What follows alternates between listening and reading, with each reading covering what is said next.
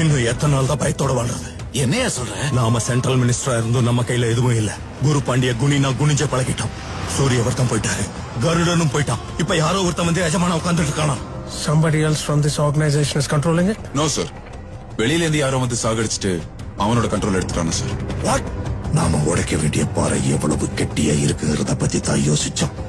How is this even possible? ஆனா அதையே உடைச்ச சுத்தியல் எவ்வளவு கெட்டிங்கிறத இப்பதான் புரியுது. இவ்வளவு வலிமையான ஆளுங்க நடுவுல இன்னொருத்தரா? சொல்றா. ஷெட்டி பாய், கேஜிஎஃப்க்கு புது பாஸ் வந்திருக்கான். யாரு? ராக்கி. அவனுக்கு சின்ன வயசுல இருந்தே உன் நாற்காலி மேல ஒரு கண் இருக்கு. அவன் வருவான், அதுல உட்காருவான். இனிமே அவன் தான் உனக்கும் பாஸ், எனக்கும் பாஸ். கேஜிஎஃப் ஓட ஆதிக்கம் போதும், எல்லாத்தையும் நிறுத்திடலாம். எப்படி? இந்த குரு பாண்டியனும் அவன் சர்க்காரும் விழுந்துட்டா அவ வருவா இல்ல?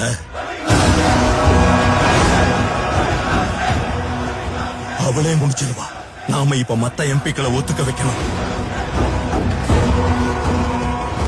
உன் டேபிள் டிராயர்ல இணையத்துக்களில் நம்பர் இருக்கு ஷெட்டி பாய்.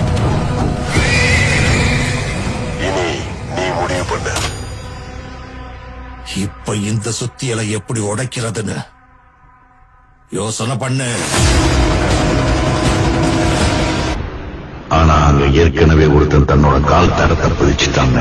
அவங்க யாருக்குமே தெரியல. நமக்காக எல்லாத்தையும் தூக்கி போட்டு வந்த தலைவன் அல்லவா?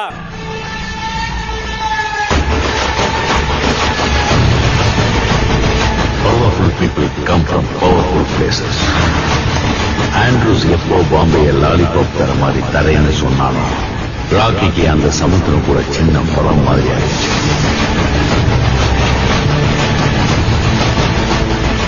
சமுத்திரம் எது இல்லைன்னு தேட ஆரம்பிச்சான். பெங்களூர்ல கருடனை பார்த்த உடனே ராக்கி அதை கன்ஃபார்ம் பண்ணிட்டான். Here is a man who comes from that powerful place. அதனாலதான் கருடனுக்குள்ள வாய்ப்பு கிடைச்சிடும் அவனை கொல்லல, விட்டுட்டான்.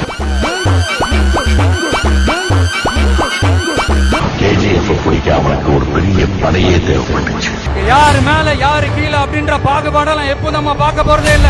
நம்மளை பொறுத்த வரைக்கும் நம்ம எல்லாருமே ஒண்ணுதான், நம்ம எல்லாருமே சமம் தான். அடிச்சு காலி பண்ண உடனே ஸ்டேஜ் மேல ஏறி எல்லாரும் முன்னாடியும் சார்பட்டா பரபர வெட்டி பெருமாள் வகையாடான்னு கத்தி சொல்லணும். அதனாலதான் ராக்கி எல்லாருக்கும் முன்னாடி கருடனை கொன்னான்.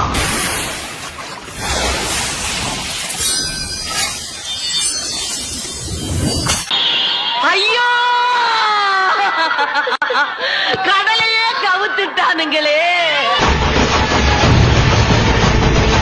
பாக்குறவங்க நெஞ்சில தைரியத்தை விதைச்சு படை வீரர்களா மாத்தலாம்.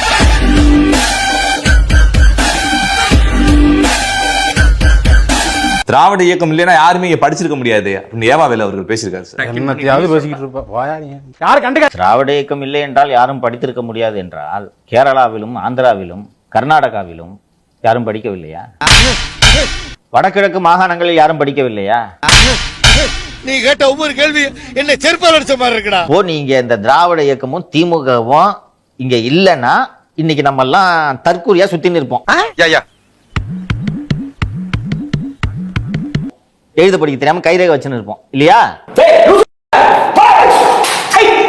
இந்த ஆணவ பேச்சுதான் உங்களை முச்சந்தியில் நிற்க வைத்திருக்கிறது. சோறுங்க வேற என்ன கேக்குறா?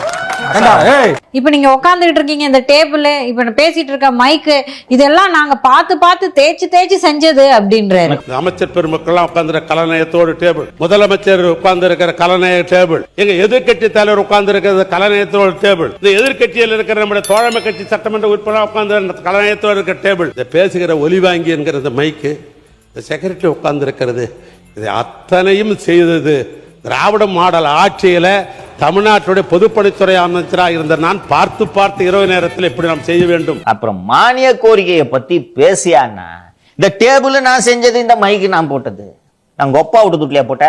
நான் கேக்குறேன், உனக்கெல்லாம் வெக்கமே இல்லையாடா? சோறு தானே திங்கிற. மானிய கோரிக்கையில பேச வேண்டிய பேச்சா? இதற்குத்தான் நேரலை வேண்டும், புரியுதா? இப்ப நீங்க இந்த நேரலை இல்லாமல் இருந்துச்சுன்னா இதை போல கட் பண்ணிட்டு இவர் பஞ்சா பேசுற 2 நிமிஷத்தை மட்டும் கொடுப்பாங்க. கண்டுட்டாளையா, சூச்சமத்தை கண்டுட்டாளே.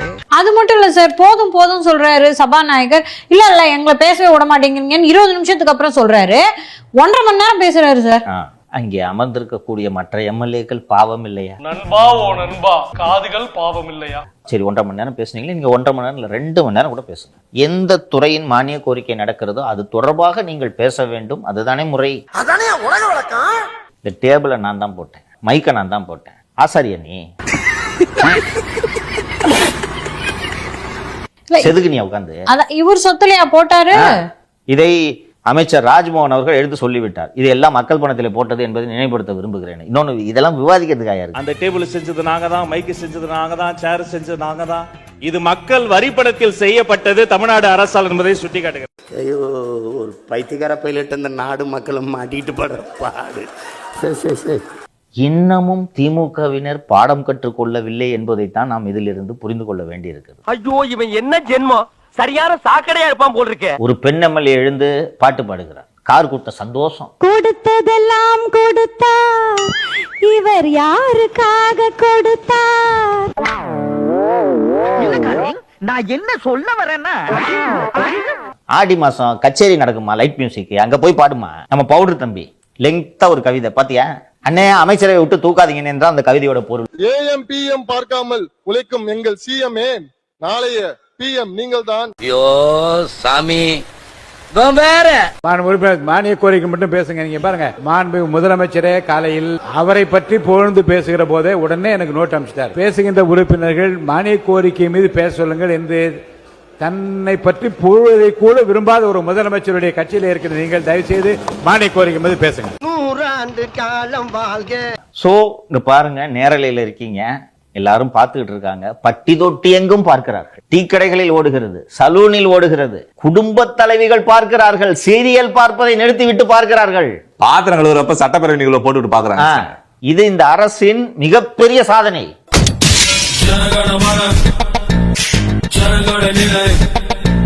அதுலயும் சார், இந்த அனிதா ராதாகிருஷ்ணன் அவர்களுக்கு திருச்செந்தூர் மக்கள் ஓட்டு போட்டு சட்டப்பேரவை அனுப்புறாங்க. அங்க போயிட்டு கண்ணா தூங்குடான்னு உறங்கிருக்காரு சார். புதிதாக கண்டுபிடிக்கிற தமிழ்நாடு அரசு அலுவலர் சன்ன ரகம். அந்த தமிழ்நாடு அரசு சார்பாக அறிவிக்கப்பட்ட அரிசி அளவு அதிகமாக கிடைக்கிறது. ஆந்திரா பகுதியில் மட்டும்தான் அதிகமாக. அதாவது தாவேக எம்எல்ஏக்கள் பேசுறப்பெல்லாம் வந்துட்டு திமுக எம்எல்ஏக்கள் ஆதாரம் எல்லாம் பேசுறீங்க, ஆதாரம் எல்லாம் பேசுறீங்க அப்படின்னு சொல்லி சொல்லுவாங்க. நேற்று முதல்வர் விஜய் அவர்கள் எந்திரிச்சு முன்னாடி மரிய வில்சன் அவர்கள் பேசியிருந்தாரு. 3 துறையில இருக்க ஃபைல்ஸ் ஃபுல்லா ரிவ்யூ பண்ணி முதல்வர் விஜய் அவர்கள் டேபிள்ல இருக்கு அப்படின்னு சொல்லிட்டு சொல்லியிருந்தாரு. அவர் எதுவும் போற போக்குள்ள சும்மா சொன்னா நினைக்காதீங்க, எல்லாத்துக்கும் ஆதாரம் இருக்கு, உண்மையிலே என் டேபிள்ல தான் இருக்கு, என்ன நேரத்துல திறக்கணுமோ கரெக்டா திறப்பேன் அப்படின்னு இருக்காரு. ஆதாரம்னு கேக்குறாங்க. ஒரு 1 வீக் பேக் மாண்புமிகு நிதி அமைச்சர் பேசும்போது ஒரு 3 டிபார்ட்மெண்ட்ல இருந்து ரிவ்யூ பண்ணி அந்த ஃபைல்ஸ்லாம் என் டேபிள்ல இருக்குன்னு சொன்னாரு. அது ஏதோ போற போக்குல அவர் சொல்லல, உண்மையிலேயே என் டேபிள்ல இருக்கு. சாம்பார் அப்ப எனக்கு இத்தனையும் ப்ரூஃபோட இருக்கு, ஓபன் பண்ண வச்சிடாதீங்க. முதல்வர் சொல்வதை செய்பவர் என்று நான் நம்புகிறேன். சொல்லோடு நின்றுவிடக்கூடாது.